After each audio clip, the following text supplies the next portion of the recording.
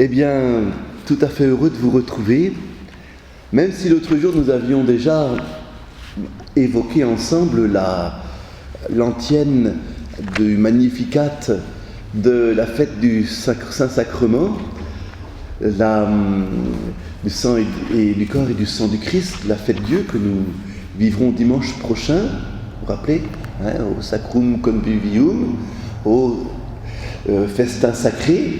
Premièrement, Inco Christos Sumitur, dans lequel le Christ est pris et est donné. Alors, on parle du passé.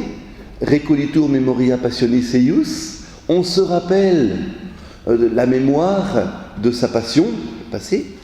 Men simpletur gratia. Actuellement, chaque fois qu'on communie, l'esprit est rempli de grâce. Et future nobis pignus datus est nobis. Et le futur gage de notre vie éternelle nous est donné. Donc le passé, la croix, le présent, la grâce, et le futur, notre vie dans l'éternité avec le Seigneur.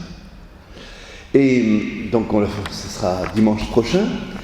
Mais justement, je voulais ce soir, même si c'est un petit peu pas une redite, parce que c'est d'autres choses, reparler de l'Eucharistie par rapport à la fête Dieu.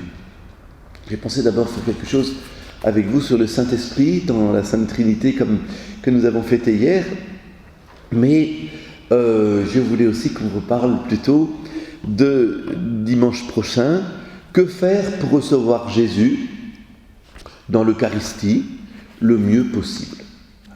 Que faire pour recevoir Jésus dans l'Eucharistie le mieux possible. Alors je pense là aussi qu'il faut repartir toujours de l'Écriture. Première épître aux Corinthiens, chapitre 11. Pour moi, en effet, j'ai reçu du Seigneur ce qu'à mon tour je vous ai transmis. Le Seigneur Jésus, la nuit où il était livré, prit du pain. Et après avoir rendu grâce, le rompit et dit : « Ceci est mon corps qui est pour vous. Faites ceci en mémoire de moi. » De même, après le repas, il prit la coupe, en disant : « Cette coupe est la nouvelle alliance de mon sang. Toutes les fois que vous en boirez, faites-le en mémoire de moi. Chaque fois en effet que vous mangez ce pain et que vous buvez cette coupe, vous annoncez la mort du Seigneur jusqu'à ce qu'il vienne. C'est pourquoi quiconque mange le pain ou boit la coupe du Seigneur indignement aura à répondre du corps et du sang du Christ. » Voilà. Donc, 1 Corinthiens 11, versets 28 à 38.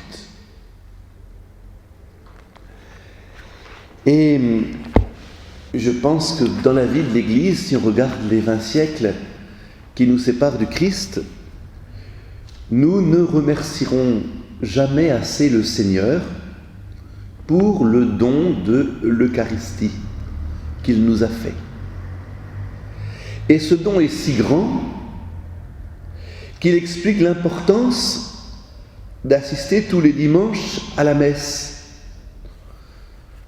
C'était magnifique de voir aussi les responsables de la première communion parler aux enfants l'autre jour à la retraite et leur dire non seulement, bien sûr qu'il y a la nécessité de la messe de dimanche, mais pourquoi c'était nécessaire? Si on dit à un enfant, on lui parle seulement d'une obligation, mais que l'on n'explique pas le pourquoi, il manquera quelque chose.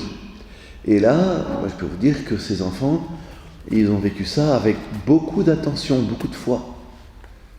Voilà, donc magnifique d'assister tous les dimanches à la messe. Donc non seulement, et là Vatican II, là on est bien obligé de le redire aux traditionnalistes, aller à la messe non seulement pour y prier, vous savez comme on faisait avant, on allait à la messe pour dire le chapelet, mais aller à la messe pour recevoir la communion, ce pain qui est le corps de Jésus-Christ qui sauve.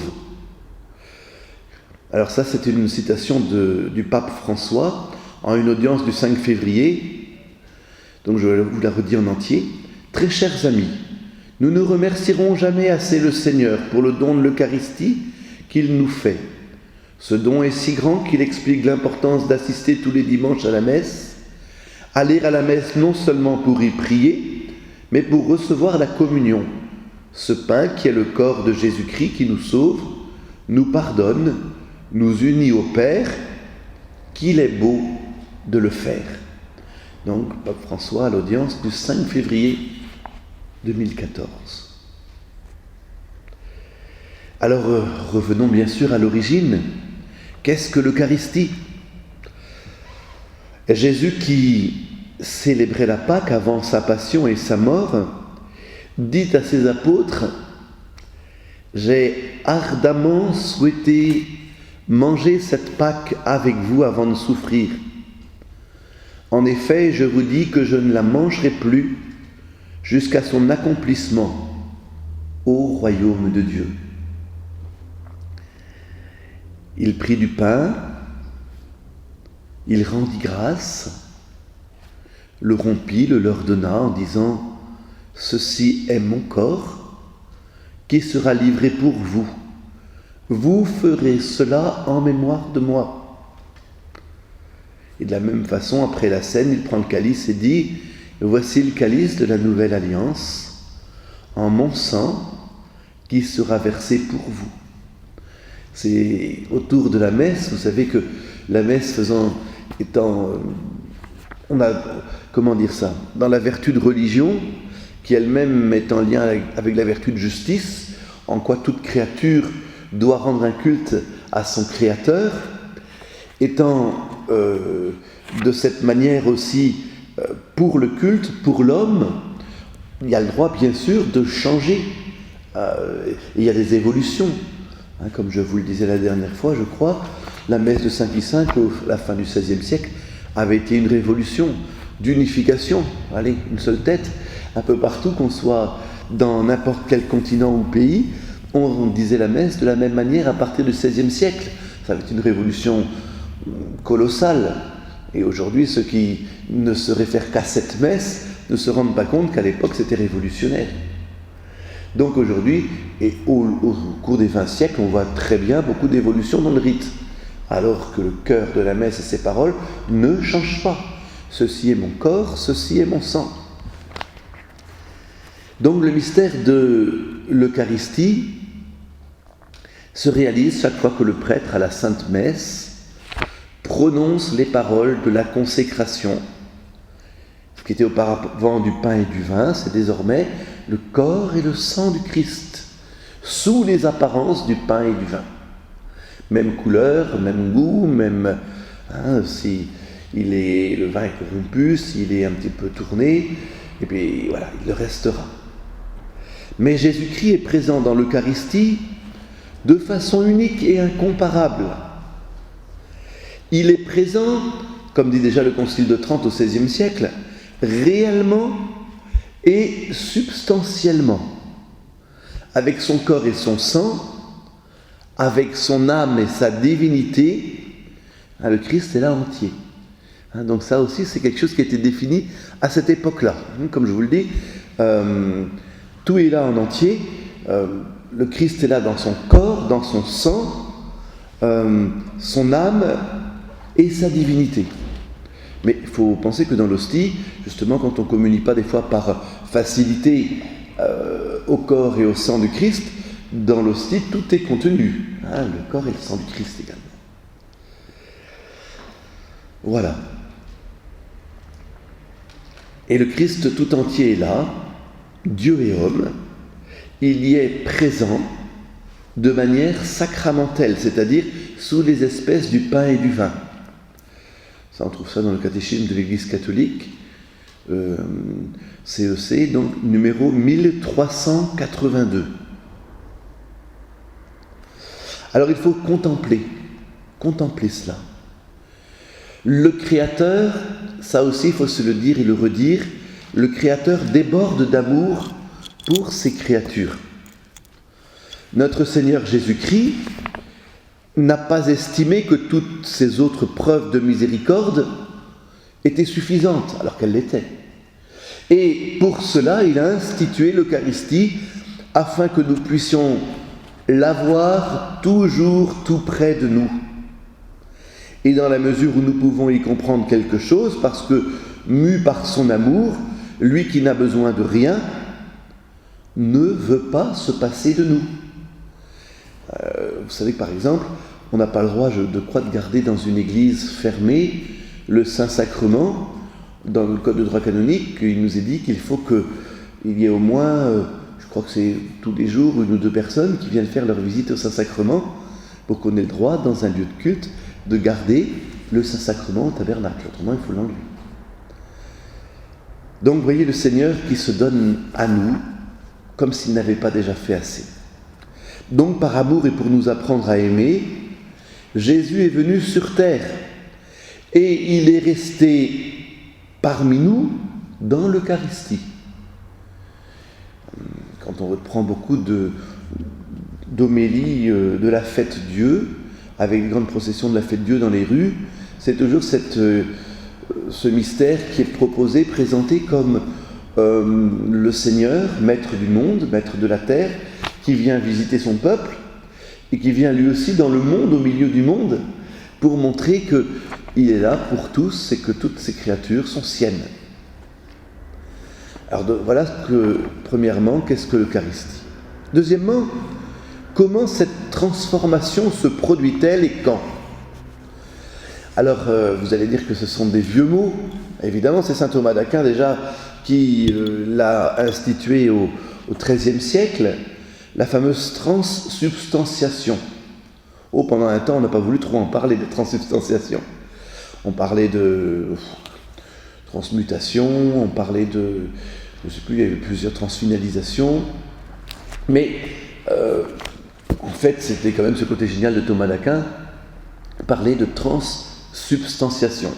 Toute la substance du pain changée en substance du corps, toute la substance du vin devenant substance du sang. Voilà. La transsubstantiation, c'est la conversion du pain, comme je vous le dis, et du vin au corps et au sang du Christ. Le Christ devient présent dans ce sacrement. Alors, trans, donc T-R-A-N-S, évidemment, et après S-U-B, substantiation. Bon, c'est moins dur que la médecine, les médicaments. Voilà, transsubstantiation.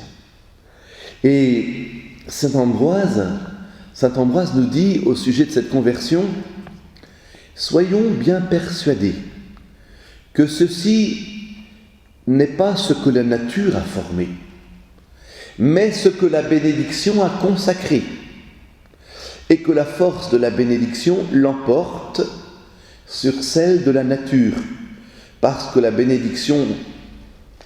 par la bénédiction, la nature elle-même se trouve changée. » Soyons bien persuadés que ceci n'est pas ce que la nature a formé. Autant, vous voyez, la nature, on va mettre une graine en terre, la nature fait que la graine deviendra plant, deviendra arbre, deviendra plante. Alors qu'il n'y aurait pas eu ce désir du Christ, le pain serait resté du pain, le vin serait resté du vin. Bon, il y a Teilhard de Chardin au XXe siècle, jésuite, qui a parlé toujours du point oméga. Lui, il avait un grand optimisme, mais bon, il y a eu des petites erreurs certainement aussi. D'ailleurs, il a été longtemps suspendu par l'Église, et c'est Jean-Paul II, donc je ne sais combien de décennies après sa mort, qu'il a réhabilité. Mais lui, il voyait que tout le monde était fait pour le Christ, que tout le monde a été fait pour la conversion, pour atteindre ce point oméga qui est le Christ lui-même. Vous voyez, ça nie un peu la liberté, en fait. Alors que ceux qui ne veulent pas, ils n'arriveront jamais à joindre ce point oméga qui est le Christ. Et donc la présence eucharistique du Christ commence au moment de la consécration. Ceci est mon corps livré pour vous, ceci est mon sang versé pour vous. et dure aussi longtemps que les espèces eucharistiques subsistent. Alors vous voyez, c'est un petit rappel par rapport à certains courants protestants pour qui uniquement lorsque l'on est ensemble, voilà, on vit la scène entre nous, le corps du Christ est présent, et dès que, pas parce qu'il y a un prêtre, parce que là il n'y a pas de prêtre, c'est un pasteur, mais dès que la communauté se dissout, se disloque, rentre chacun chez soi, et bien l'Eucharistie elle-même n'a plus son existence. C'est l'Eucharistie qui fait peut-être l'Assemblée, mais l'Assemblée fait l'Eucharistie. Bon, nous aussi on le lit les catholiques, hein, mais malgré tout, on sait que ceci est mon corps, ceci est mon sang. Vous voyez, le Seigneur est présent au tabernacle. Alors que pour les protestants, il n'y a pas de présence réelle à garder au tabernacle. Donc le Christ est tout entier présent dans chacune des espèces et tout entier dans chacune de leurs parties. Lorsque l'on prend une hostie, c'est déjà pas très grand, qu'on la coupe en 2, qu'on la coupe en 4, dans chacune des parcelles, le Christ est présent totalement. Totalement. Voilà. La fraction du pain ne divise pas le Christ.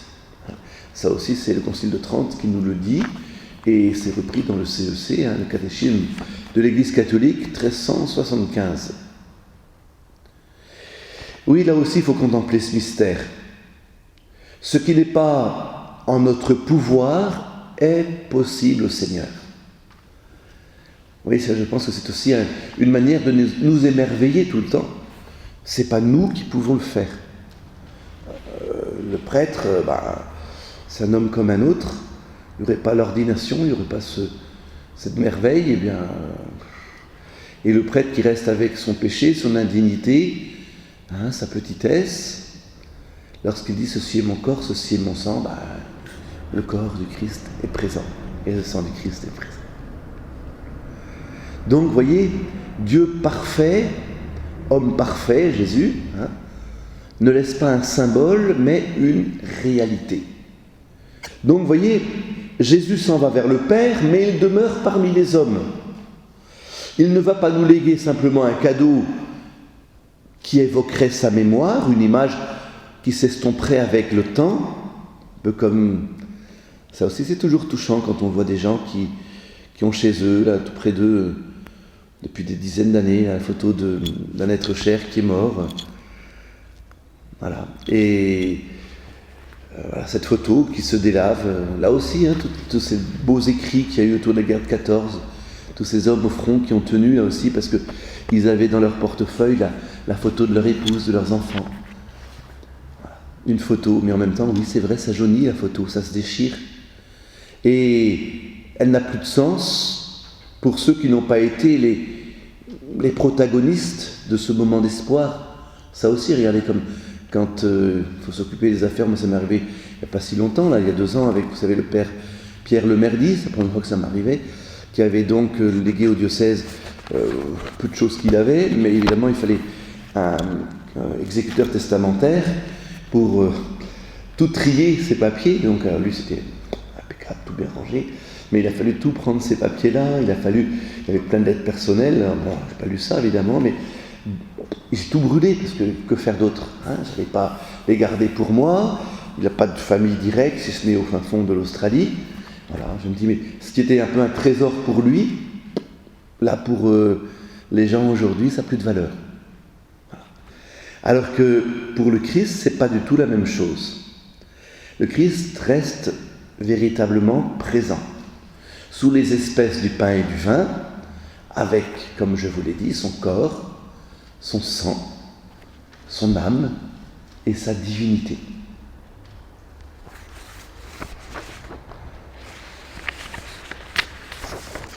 Donc, maintenant, de quelle façon Jésus est-il présent dans l'Eucharistie ?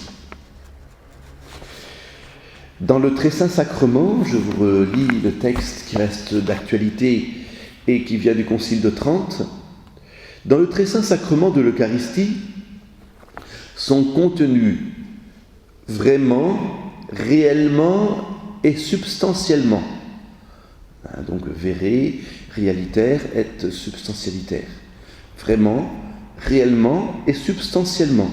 Le corps et le sang, conjointement avec l'âme et la divinité de notre Seigneur Jésus-Christ, et par conséquent, le Christ tout entier. Cette présence, oui, depuis toujours, on la nomme réelle. Non pas comme un titre exclusif, comme si les autres présences n'étaient pas réelles.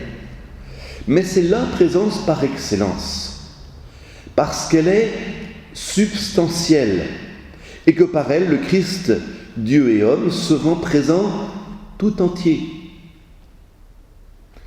Comme je vous le disais l'autre jour, on est en train de redécouvrir, peut-être avec plus de force, comment le Christ aussi est vraiment présent dans la parole. Comment, par exemple, quelqu'un qui ne pourrait pas communier, en ayant la parole, la recevant, la lisant, la touchant, un peu comme le monsieur Dupont, vous savez, le Saint-Homme de Tours, la maison du Saint-Homme de Tours, juste derrière la cathédrale Saint-Gatien à Tours, il y a dans la maison des vieux prêtres, et depuis la moitié du XIXe siècle, une grande Bible sur un lutrin, devant laquelle brûle toujours une petite lampe de l'huile, devant, comme présence réelle, et la parole de Dieu comme présence réelle. En plus, vous savez qu'il y a eu des miracles là-bas, et cette huile, surtout pour des problèmes oculaires, et cette huile, on en voit à travers le monde, depuis déjà plus de 100 ans, ou 150 ans certainement. Voilà. Donc, présence réelle dans la parole, mais présence réelle parce que substantielle dans l'Eucharistie.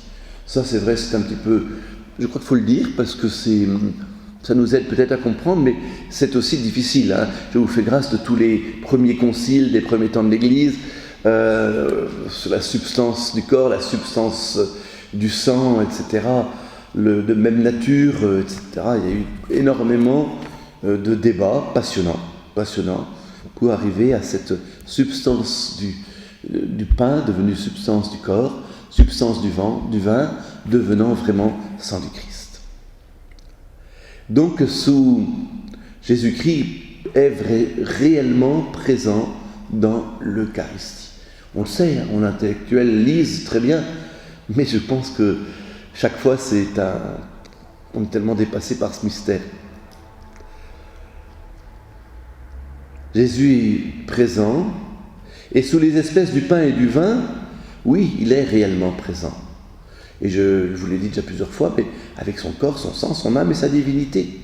Et c'est Saint Jean qui nous rapporte aussi ce que Jésus dit, « Je suis le pain vivant, descendu du ciel. Si quelqu'un mange de ce pain, il vivra éternellement. Celui qui mange ma chair et boit mon sang a la vie éternelle. Il demeure en moi, et moi je demeure en lui. » Jean 6, versets 50, 51. Et le mode de présence du Christ sous les espèces eucharistiques, c'est unique. Il élève l'Eucharistie au-dessus de tous les sacrements. Et il en fait, comme dit saint Thomas d'Aquin, et en fait comme la perfection de la vie spirituelle, comme la perfection de la vie spirituelle, et la fin à laquelle tendent tous les sacrements. Comme la perfection de la vie spirituelle et la fin à laquelle tendent tous les sacrements. C'est dans la somme théologique, la tertia pars, etc. Ça, c'est toujours aussi, d'ailleurs, si vous voulez aller revoir, c'est plus simple, le catéchisme de l'Église catholique, 1374. Et c'est, hier, ce que nous fêtions, c'est l'amour de la Trinité pour les hommes, qui fait que toutes les grâces naissent pour l'Église et pour l'humanité. Ça, je crois que c'est toujours à se dire. Le Christ s'est fait homme, mais en faveur de l'homme, en faveur de sa divinisation, en faveur de sa vie. Voilà. Le Seigneur fait ça pour les hommes. C'est le sacrifice prophétisé par Malachie, je ne sais pas si vous vous rappelez, du soleil naissant au soleil couchant, Mon nom est grand parmi les nations. Et en tout lieu, on offre à mon nom un sacrifice fumant et une oblation pure. Tout cela, il s'agit du sacrifice du Christ, offert au Père avec le Saint-Esprit.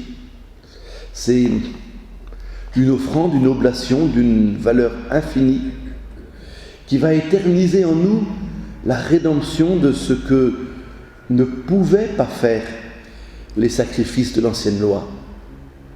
Vous vous rappelez là aussi, lorsque Élie est en train de se moquer là, des prêtres de Baal, qui dit allez, implorez vos dieux. Alors les pauvres prêtres qui font tout leur possible pour invoquer les Baals, qui prennent des pierres coupantes, qui se lacèrent de partout, et ça le fait rire le prophète en disant continuez, vous n'arriverez à rien. Et puis c'est vrai qu'il n'arrive à rien. Alors que lui il est très fier de mettre sur le bœuf, là, de mettre de l'eau pour bien montrer que l'eau, ça empêche le feu de prendre. Et tout d'un coup, Yahvé arrive et embrase le tout et change complètement là, cette substance de la viande animale, mais en quelque chose de totalement changé par la combustion.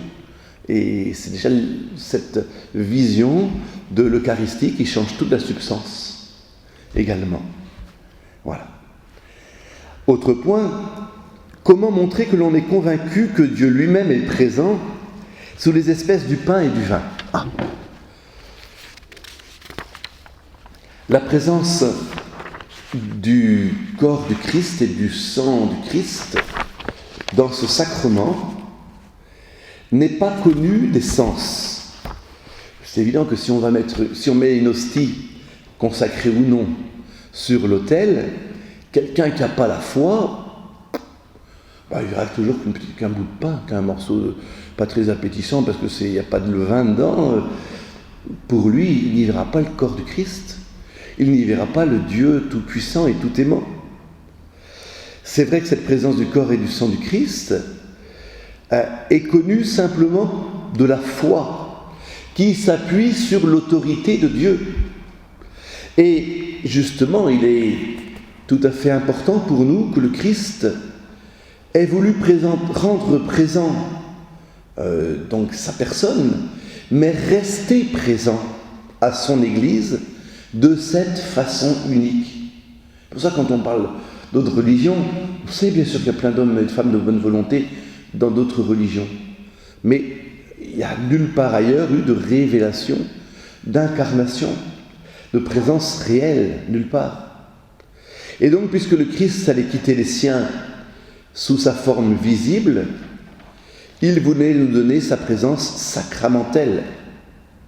Puisqu'il allait s'offrir sur la croix pour nous sauver, il voulait que nous ayons le mémorial de l'amour dont il nous a aimés. Et jusqu'à la fin. C'est Jean 13, verset 1. Et aller jusqu'à la fin, c'était aller jusqu'au don de sa vie. Et en effet, dans la présence eucharistique, le Christ reste mystérieusement au milieu de nous. Comme celui qui nous a aimés, qui s'est livré pour nous, et il reste sous les signes qui expriment et qui communiquent cet amour.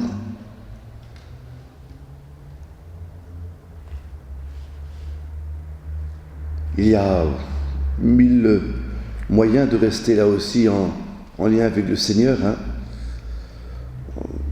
Il y a des gens qui vont se mettre à genoux, d'autres qui vont s'incliner, d'autres qui vont s'agenouiller, d'autres... Voilà, ça, c'est comme partout, je veux dire, on peut le faire très dignement d'une manière ou d'une autre. C'est Saint José Maria qui écrit « Fais donc ta génuflexion dévotement en t'appliquant. Et tandis que tu adores Jésus au Saint-Sacrement, dis-lui dans ton cœur « Je t'adore, ô mon Dieu caché ».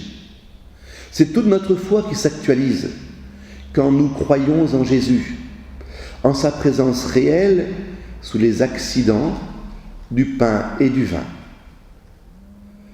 Oui, Seigneur, il continue comme ça, je crois fermement, merci pour nous avoir accordé la foi. Je crois en toi, en cette merveille d'amour qu'est ta présence réelle sous les espèces eucharistiques, après la consécration à l'autel et dans les tabernacles où tu es réservé. Je crois, plus que si je ne t'écoutais de mes oreilles, plus que si je te voyais avec mes yeux, plus que si je te touchais avec mes mains. Voilà. C'est dans 73 que Saint José Maria écrivait cela. 2 derniers points. Comment manifeste-t-on la foi en Jésus dans le Saint-Sacrement et qu'est-ce que la visite au Saint-Sacrement ? C'est dans la liturgie de la messe que nous exprimons notre foi en la présence réelle du Christ, sous les espèces du pain et du vin, certains donc, comme je vous le disais, en s'agenouillant ou en faisant un signe de tête, en tout cas, tout ce qui peut être l'adoration. Vous savez, moi je vous l'avais déjà dit ça aussi, je trouvais toujours tellement facile de faire des signes extérieurs de dévotion, mais je me disais toujours, ben oui, c'est toujours facile de faire ça. Ce qui est quand même plus difficile et tellement plus profond, c'est de faire des signes de dévotion intérieurs qui ne se voient pas aussi. Voilà, ça c'est mon petit pic du soir, mais quand on dit la messe ici dimanche soir dans cette chapelle et qu'on voit les gens qui arrivent jusqu'à un quart d'heure, 20 minutes en retard, alors, donc quand on les regarde au fond, alors là ils prennent tous des airs d'une piété rare, on a le droit à des génuflexions, s'ils pouvaient le genou irait jusqu'à devant l'autel, et puis ils vont à leur place. Bon, des fois on aimerait un peu moins de voilà, mais plus de ponctualité et d'adoration dans leur cœur. Comment manquer un rendez-vous d'amour, comment ne pas y être à l'heure. Voilà. Donc, voyez, l'Église catholique a rendu et rend toujours ce culte d'adoration dû au sacrement de l'Eucharistie. Comme je vous le disais, non seulement au cours de la messe, mais en dehors de sa célébration, en réservant avec le plus grand soin les hosties consacrées, en les présentant à la vénération solennelle des fidèles, en les portant en procession avec dignité. Moi, je trouve que notre adoration du vendredi, mais c'est magnifique, la nuit du jeudi saint, d'autres aussi. Je pense aussi à des marins, c'était un sous-marin, ce jeune-là venant avec un immense respect, la boîte n'était pas belle, sa foi de maître, c'était une sorte de petit coffre-fort, et voulant avoir donc la réserve eucharistique pendant toute leur campagne, mais ça aussi c'est tellement touchant de voir qu'ils enregistrent, vous savez, des homélies au cours de l'année, ils les passent donc à ces moments-là, et après on sort le Saint-Sacrement, qui est gardé comme un immense trésor évidemment, et voilà, ils communient. Souvent le dimanche je me dis ça, tiens, quand on communie, il y en a tellement qui communient avec nous à la même heure, au même moment, qui pensent à nous, qui pensent à tout ce qu'on vit ensemble. C'est toujours le signe d'une grande famille unie, tout cela.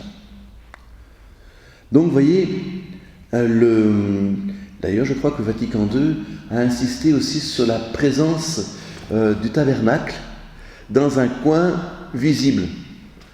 Ça a été un moment très à la mode de mettre le Saint-Sacrement dans des chapelles annexes pour l'adoration, ce qui était une belle chose. Mais vous voyez, donc même ici, j'avais voulu qu'on remette le Saint-Sacrement dans le cœur. Avant il était en bas, là-bas, vous vous rappelez, et un petit peu en pénitence. Là, dès qu'on arrive, on voit le Seigneur qui est là et qui nous accueille dans son Église. Et le Seigneur, oui, a décidé de demeurer dans le tabernacle pour nous nourrir, pour nous raffermir, nous diviniser et nous donner de l'efficacité dans notre vie, dans notre travail, dans notre effort, dans notre vie de famille. C'est saint Thomas d'Aquin, je crois toujours lui, qui restait des heures, le front appuyé contre la porte du tabernacle, avant d'écrire sa somme théologique et d'écrire sur le Seigneur. Des temps et temps de méditation de cœur à cœur pour rappeler peut-être des petites images pieuses d'autrefois. On voyait un petit enfant qui arrivait sur l'autel et puis qui frappait à la porte du tabernacle et demande « Jésus, est-ce que tu es là ?» Il y a toujours cette présence réelle, cette certitude que le Seigneur est présent. Une citation toujours de l'Opus Dei de Saint José Maria, qu'ils sont tous pressés maintenant quand il s'agit de s'entretenir avec Dieu. Quant à toi, ne sois pas pressé. Ne fais pas à la place d'une pieuse génuflexion une contorsion du corps comme une simagrée. Non, fais-la dévotement en t'appliquant. Et tandis que tu adores Jésus au Saint-Sacrement, dis-lui dans ton cœur « Je t'adore, ô mon Dieu caché ». Vous voyez, je crois qu'il faut toujours penser à ce que l'on fait, toujours revivre ce miracle perpétuel de la présence du Christ dans le tabernacle. Il y est resté pour que nous nous entretenions avec lui, pour que nous l'adorions, pour que nous nous décidions à suivre ses traces, en gage de la gloire future. Dernier point, ce sera très court, la visite au Saint-Sacrement. Puisque le Christ lui-même est présent dans le sacrement de l'autel, il faut l'honorer d'un culte d'adoration. Et la visite au Saint-Sacrement est une preuve de gratitude, un signe d'amour, un devoir d'adoration envers le Christ, notre Seigneur. Donc, n'ayons pas peur de venir, même des fois si c'est court, dire bonjour au Seigneur dans son Eucharistie chaque jour. Je rappellerai toujours quand j'allais avec ma grand-mère qui était Rixiam à l'époque, à la face des Fontaines, et quand je l'accompagnais tout petit là, pour aller au Halles Saint-Louis, qu'elle allait faire ses courses, jamais on y serait allé sans s'arrêter ici dans la chapelle du Saint-Sacrement, faire une courte prière, mais une prière, dire au Seigneur, ben voilà, merci pour cette journée que tu nous donnes, merci pour cette vie, ça donne notre cœur, ça donne notre existence. Voilà, chers amis, je voulais